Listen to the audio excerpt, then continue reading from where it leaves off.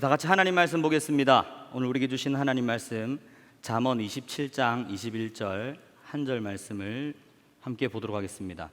잠언 27장 21절 한 절 말씀을 다 같이 읽어보도록 하겠습니다. 시작. 도가니로 은을, 풀무로 금을, 칭찬으로 사람을 단련하느니라. 아멘. 제가 다시 한번 읽어드리겠습니다. 도가니로 은을, 풀무로 금을, 칭찬으로 사람을 단련하느니라. 아멘.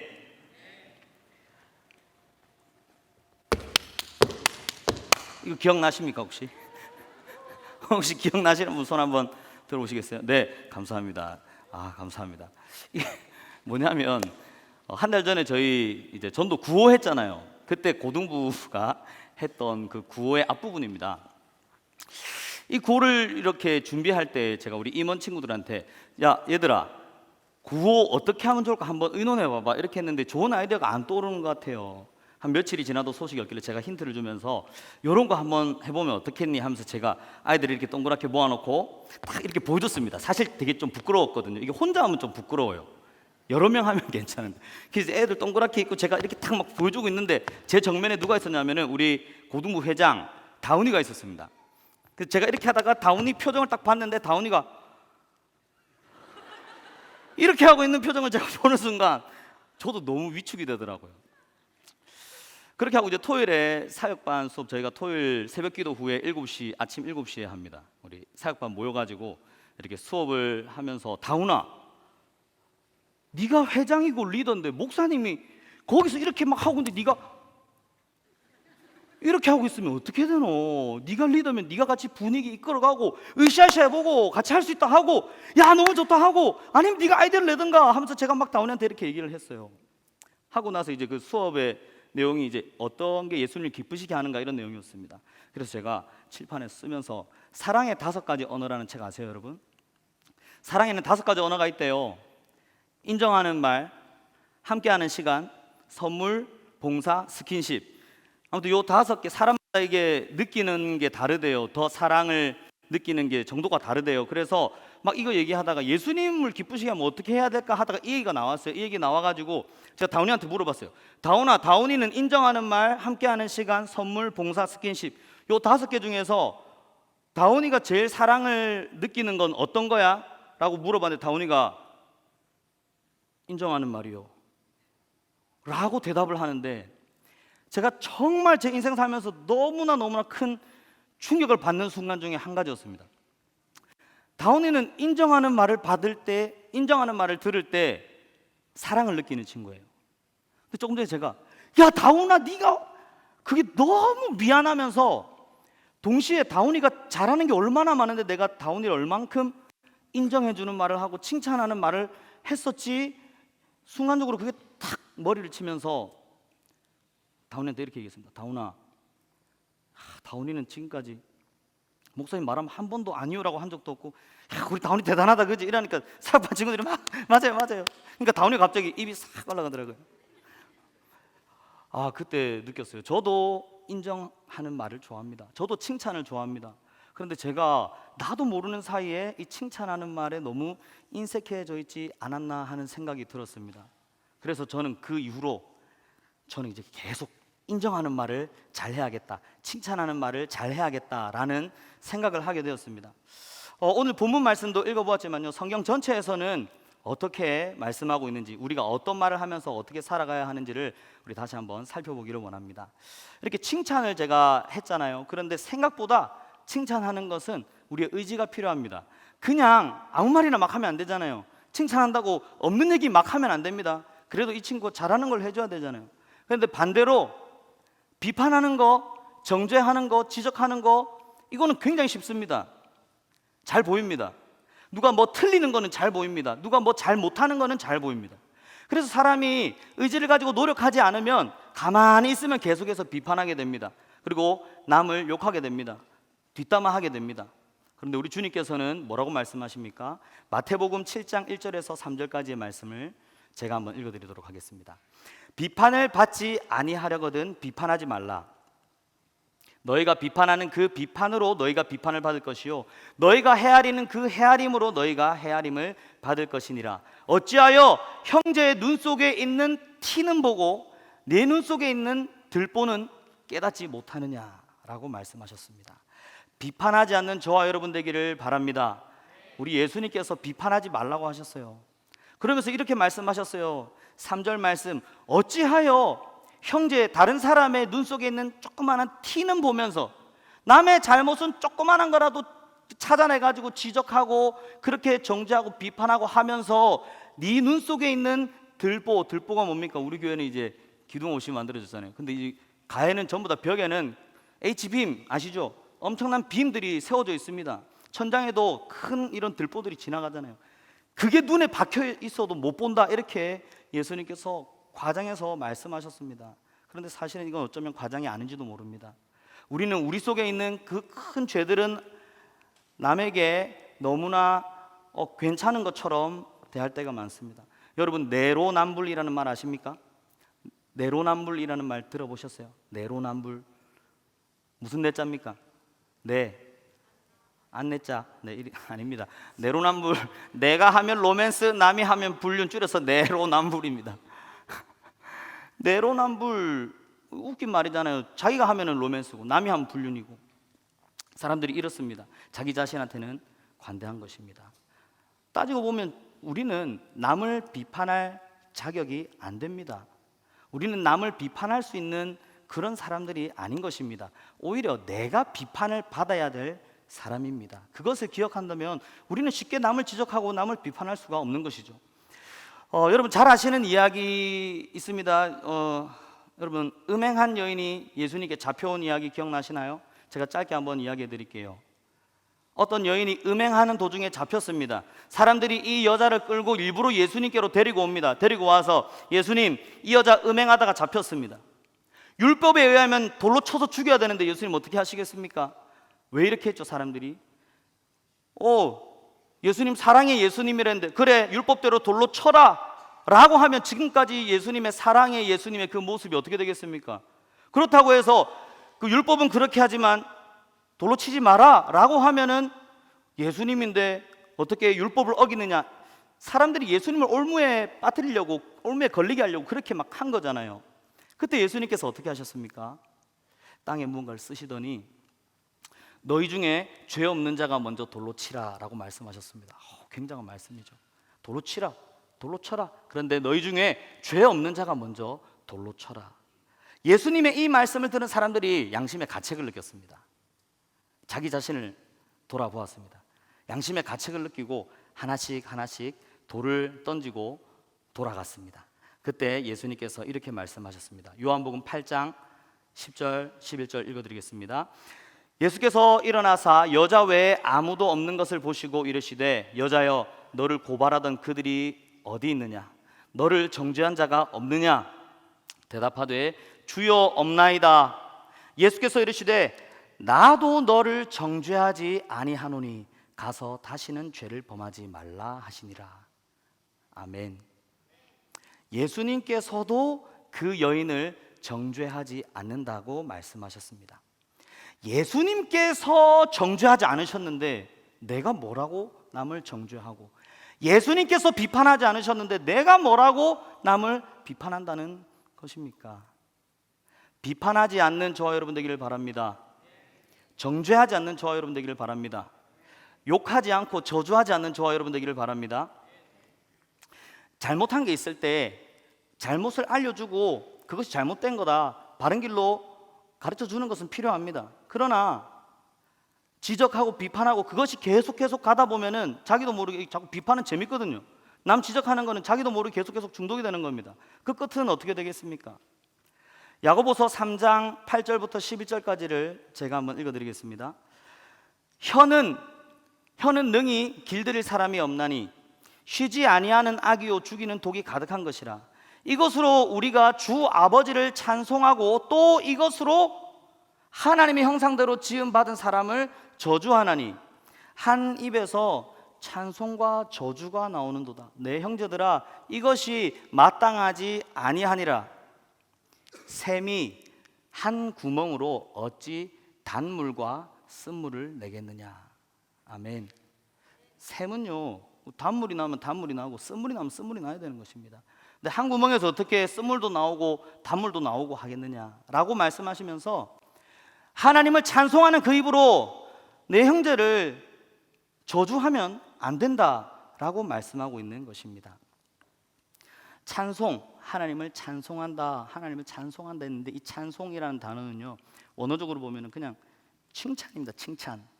이 칭찬이 하나님을 향하면 찬송이잖아요. 찬양. 하나님을 칭찬하면 그게 찬양입니다. 내 옆에 있는 형제 자매들을 칭찬하면 그것이 칭찬이고 그것이 축복의 말이 되는 것입니다. 그것이 인정의 말인 것입니다. 그런데 하나님을 칭찬하고 하나님을 찬양했던 그 말로 당연히 마땅히 우리의 이웃, 우리의 형제 자매들을 칭찬하고 축복해주는 말을 해야 됨에도 불구하고 정죄할 때가 있다는 것입니다. 이렇게 칭찬하는 말이 사람을 단련시키는 줄 기억하시기 바랍니다. 오늘 본문 말씀 다시 한번 제가 읽어드리겠습니다. 도가니로 은을, 풀무로 금을, 칭찬으로 사람을 단련하느니라. 은은요, 그 도가니, 금속을 막 녹이고 하는 도가니, 그 도가니에서 은이 나오고 풀무불로 금을 단련하는 겁니다. 칭찬으로 사람을 단련합니다. 우리가 지적해서 가르치고 막 뭔가를 한다고 해서 그 사람이 쉽게 변하지 않아요. 그러나 우리가 칭찬하고 인정해주는 말이 때때로는 사람을 변화시키는 것입니다. 그래서 제가 일부러 의도적으로 그 사건 이후로 의도적으로 계속 내가 이제 칭찬해야겠다, 내가 남을 보면 인정하는 말을 하고 누군가를 보면 내가 만나는 사람마다 축복하고 그렇게 해봐야겠다. 그래서 한 달을 지나봤어요. 그 결과 어떤 일이 일어난 줄 아십니까? 너무 많은 것이 변했습니다. 먼저 제가 변했습니다. 제가 어떻게 변했냐면은 원래 뭐 일부러 누구를 비판해볼까 이러진 않았어요. 근데 제가 이제 칭찬을 해야지, 인정하는 말을 해야지 라고 하다 보니까 제 태도가 바뀌었습니다. 사람을 보면서 제 칭찬하면 하고 싶은데 뭘로 칭찬해볼까 하면서 이 친구의 장점을 생각하게 됐어요. 야, 우리 혜원이 오늘 다리 기부스도 했는데 앞에 나와서 이까지 나와서 이렇게 찬양도 하고 정말 귀하다, 귀하다, 귀해. 인정. 우리 오늘 충영이 오늘 베이스 대타로 왔지만 저렇게 찬양도 잘하고 인정. 이렇게 제가 하다 보니까 제 시각이 바뀌는 거예요. 칭찬은 그냥 되는 게 아닙니다. 칭찬할 거리를 찾으려는 노력이 필요합니다. 사람 보는 눈이 달라지게 되는 것입니다. 뿐만 아니라 이 칭찬들은 사람들은 어떻게 될까요? 그 사람들도 당연히 기분이 좋겠죠. 그럼 그 사람들도 달라지게 됩니다. 어느 날 이제 식당에서 밥을 먹는데 김복현 목사님 되게 존경하는데 우리 김복현 목사님 식당에서 같이 밥을 먹고 있는데 갑자기 김복현 목사님께서 우리 식당에 음식을 준비하시는 권사님들한테 이렇게 말씀하시는 거예요. 권사님, 이렇게 하는데 순간 분위기가 싸해졌어요. 권사님들도 네 목사님. 저도 약간 옆에서 덩달아 도대체 무슨 말씀을 하시려고. 권사님 너무 맛있어요 이렇게 하시더라고요. 여러분 이거 들어보신 적 있으세요? 굉장한 칭찬.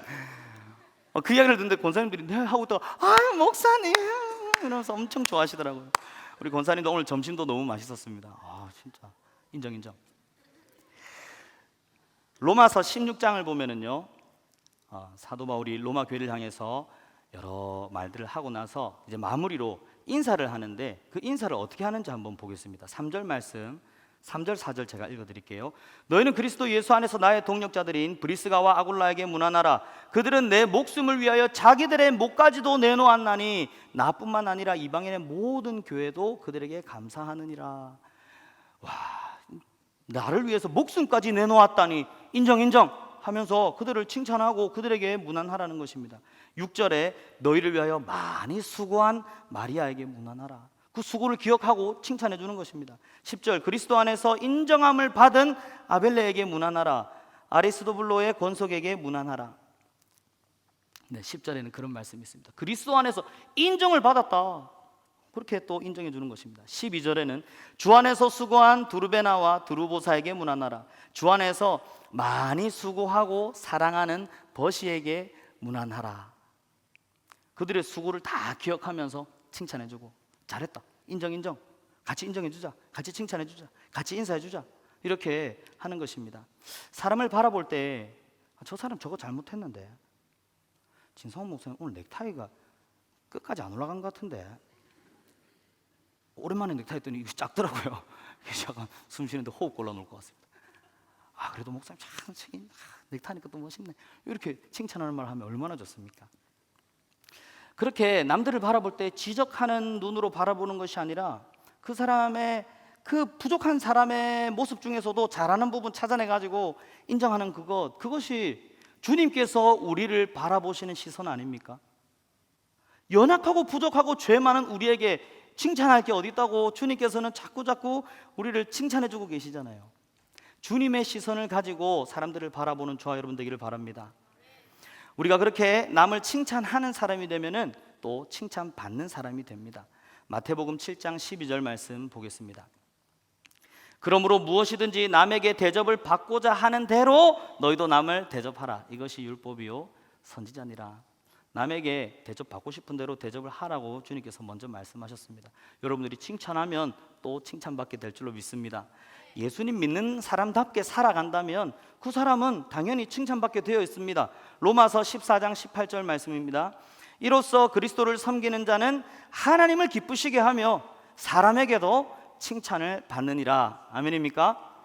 네, 그리스도를 섬기는 자, 예수님 믿고 예수님 나의 주인입니다, 주님 말씀대로 살아가는 그런 사람들, 하나님을 기쁘시게 하는 것이고요, 다른 사람들에게 칭찬받는다고 말씀하고 있습니다.